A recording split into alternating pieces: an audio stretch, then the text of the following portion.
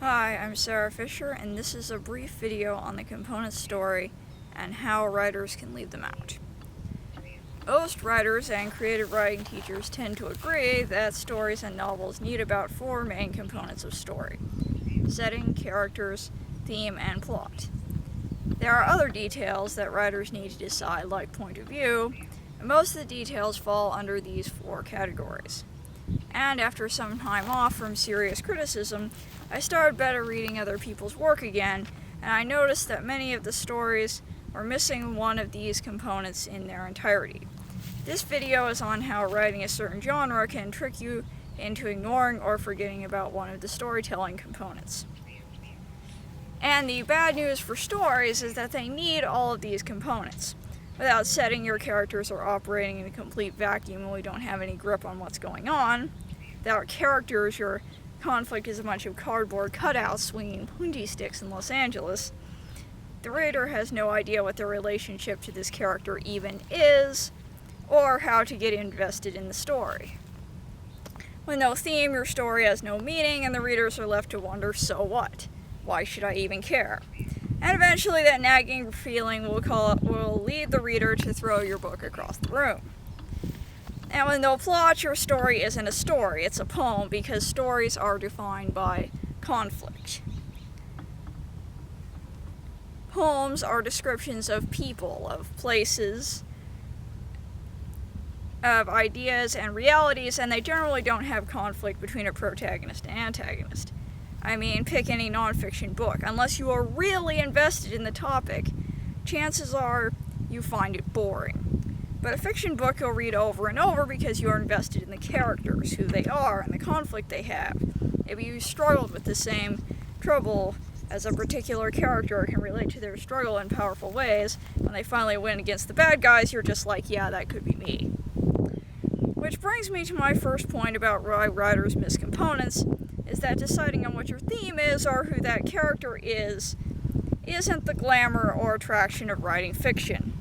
Mostly, when we think of writing prose, we think of writing scenes, or at least I do. We take our inputs, other books, real life, other forms of media, and we picture a scene in our heads. The hero charging into battle, the kid who has cancer taking a math test. That's because that's how we usually read.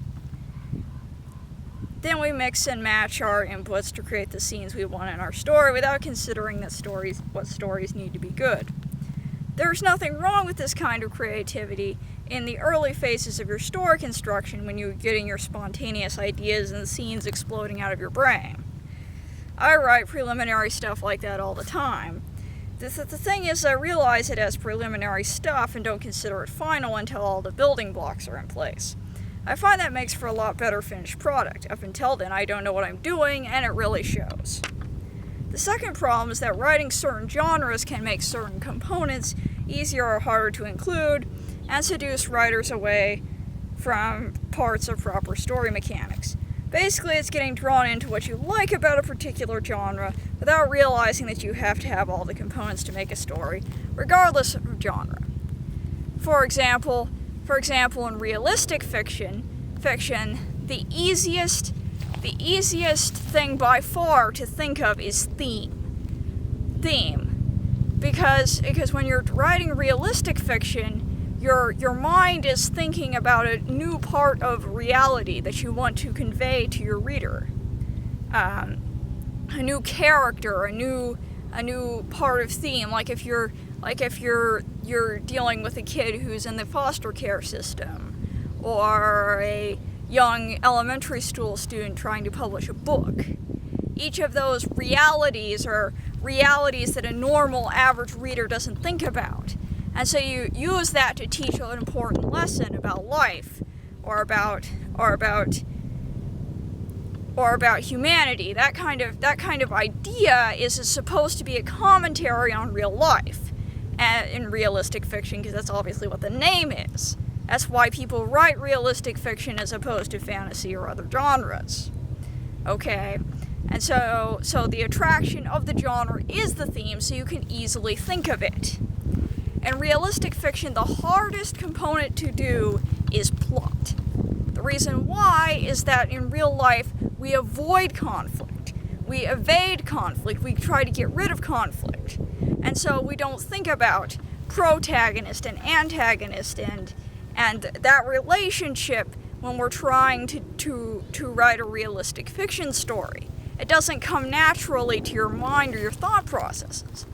But by far the best realistic fiction stories pay attention to the fact that you need conflict in a story. For example, in The School Story by Andrew Clementes, we have a credible villain in the person of Letha Springfield, which is the person who conflicts and fights with Zoe and Natalie, who are our main protagonists. Without that conflict, that story doesn't get any juice to move forward. Another example is the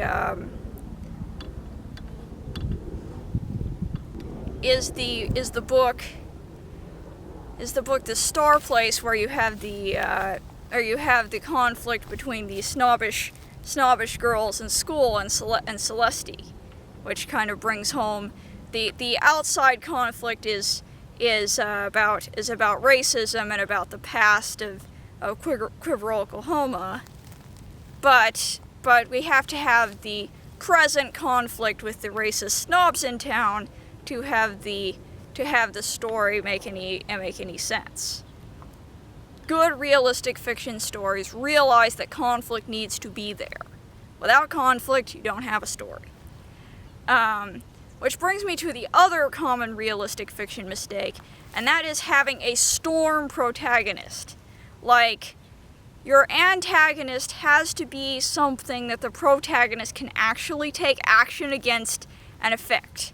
For example, if you have a cancer patient in the story, if you have a doctor who is a cancer doctor who has cancer, then you have a story because the cancer doctor is literally fighting the cancer, right? Because he has scientific tools and research and whatever to actually, affect the storm, right? But if you just have an ordinary cancer patient in your story, then that's not a realistic fiction story. That takes on the characteristic of a memoir, only it's not real. It's just a fake memoir. And nobody likes a fake memoir.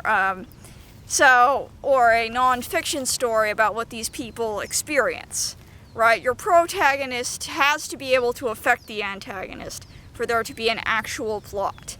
And that's something that's very important. Your protagonist has to be powerful enough to overcome the antagonist in the end.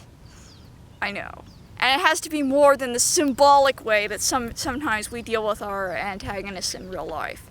We rationalize and symbolize our way to victory a lot when we can't actually do anything about our antagonists.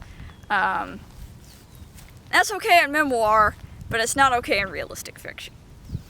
Okay. The next genre I'd like to look at is fantasy. And fantasy has, I'm just going to spoil it for you, the opposite problem. Fantasy is so easy to write plot. I mean, pick the good guys and the bad guys. Because that's the way fantasy is set up, right? You have the good guys with the swords and the bows and the spears, all storming against the bad guys who are holding on to their dark castle. And of course you have all these convenient weapons and magical powers and dragons. I mean, heaven forbid you actually get the dragons involved, because everything's going down when that happens. And so you have lots of economies of, anthropomorphic animal characters, the small animals versus the big animals, the plot potential is endless, and that's what we think of when we think of fantasy. We think of the hero is charging into battle with the great sword of truth, or whatever thing we do. But in fantasy, it's very hard to come up with a theme. In fact, I personally, as a writer for years, wrote fantasy novel after fantasy novel after fantasy novel, and I actually got depressed because none of my fantasy novels had any themes. Important, your fantasy novel must have theme. It has to have a meaning to the reader. I mean, if your hero is charging into battle, what is your hero fighting for? That's the big important thing. And what are the antagonists not? And what are the antagonists opposing? That's the big deal. I mean, the fantasy novels that we prize the most have a theme to them. I mean, take a look at Narnia. I mean, Prince Caspian has all the sword fights and the battles and the ballistas and the evil dark castle. But we also have a theme that you shouldn't rely on your own strength to do things, and instead ask for help. And that's the important theme of Prince Caspian, and that's what we remember when we walk out of the movie theater or finish reading the book. In addition to Aslan, the big roaring lion who walks in to save the day, because Aslan is awesome, obviously. Yeah, it's the big thing about fantasy is that you have these components that are just so awesome that readers even expect them to see them over and over again. The witch and the dragon and so authors tend to reuse them. And they make for good plot points. But you still have to make sure that even the most time-worn fantasy, surefire plot point winners have a meaning to them that's different from every other fantasy novel in existence. And that's what's important. And if you do that, you'll be great. Now, moving into science fiction, which is my other third favorite genre or whatever, we come into a different kind of weirdness where setting is the easiest thing to develop by far. Spaceships, planets, worlds, entirely different cultural systems, whatever. Pick a grab bag. You'll find a good setting somewhere. It's very easy to develop science fiction settings, and in fact, that's the attraction of the genre is what experimental technology. I mean, in fantasy, the power is usually in the plot and the characters and what magical powers they have and what weapons they have, etc. But in science fiction, the power or the uniqueness is usually in the setting, in the spaceships or the computers or the natural resources in worlds and stuff like that. That's your big thing. So it's really easy to build your crazy science fiction empire. The hard thing to develop in science fiction universally is characters. Characters are really hard to develop in science fiction because obviously we're human, we're stuck on this planet Earth for all we know, unless Elon Musk actually manages to get us to Mars. Good luck, Elon. But we have a really hard time relating to people on foreign planets out there somewhere. It's really not. We have hard time even relating to people, of different national backgrounds on our own planet, let alone the fantastic characters in the story you've created. So it gets really, really hard. And for the most part, you just kind of phase out when you write, and you forget to realize that because I mean, science fiction plots are a lot like fantasy plots, where we have the good spaceship shooting the other bad spaceship. You know, I mean, the setting practically dictates the plot and almost the theme, right? We think of our science fiction plots coming out of the setting, so it's hard to think of themes that apply to particular characters and you tend to use characters as almost as setting pieces rather than actual people. So it's really important to take a big step back and view your characters as people. I mean, we love one of the most loved novels of all time is science fiction is The Ender's Game. And why The Ender's Game? Because we have controversial and relatable characters involved in the story. You may not like The Ender's Game, but that's the reason why it's popular. Is just that. It's the characters. That kind of thing. That's important.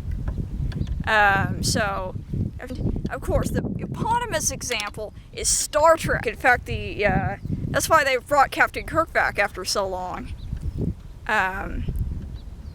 It's basically that.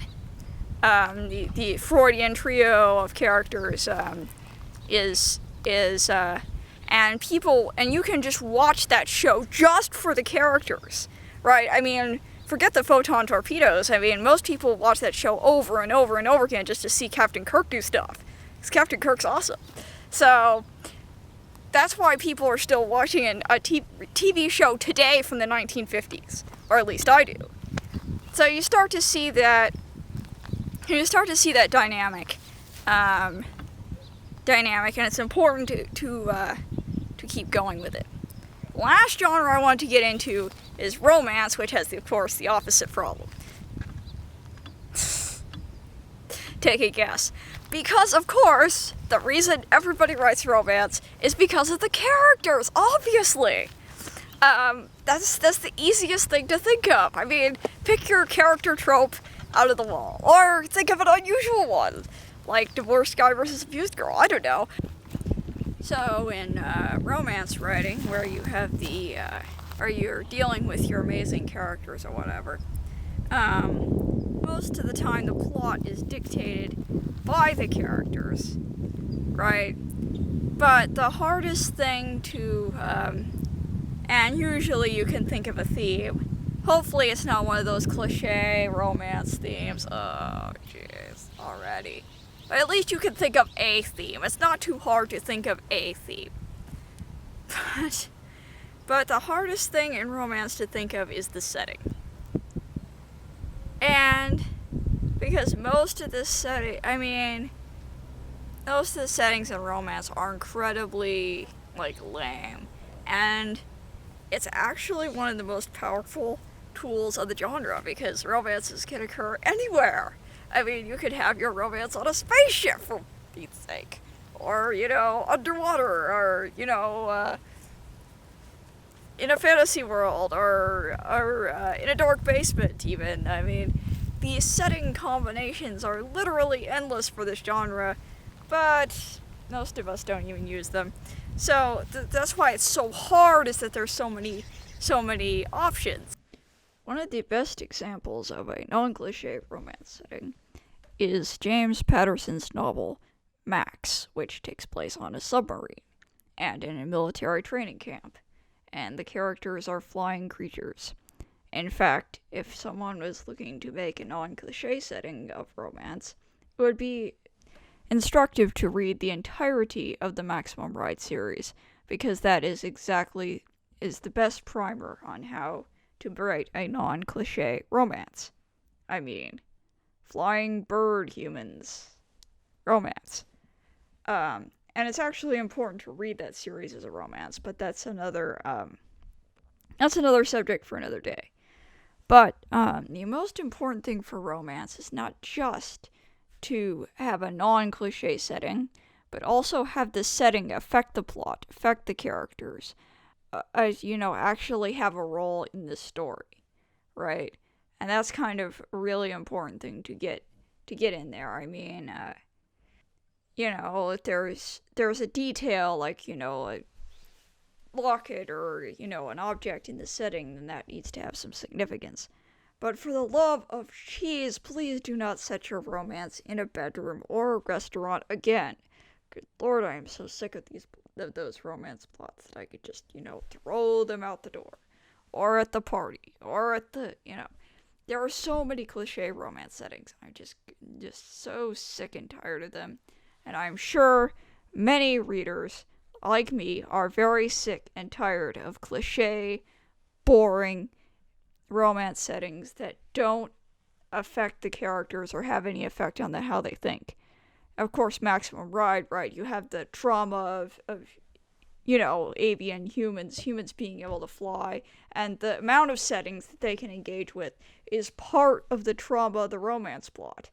You don't get that very easily, but I'm sure that somebody can write something just as unique and just as exceptional as all that, and it's not just a one-hit wonder. And that's the standard that all romances should aspire to go to. And, but anyway, if you have managed to write a romance in a decent setting that isn't cliche, go ahead and leave a link in the comments section below. Alright, so for our, do you think my, and also if you think all of my other genre recommendations are all wet, then you can, genre analyses are all wet, then you can leave that in the comments section below too, and I will be happy to hear from you on your opinion about what is the hardest thing to write in each genre, and any techniques, of course, that you have made to make sure that your story has all of the components of story and that they all work together to form a great and coherent whole. Like the video, comment, whatever, and I'll see you in the next one.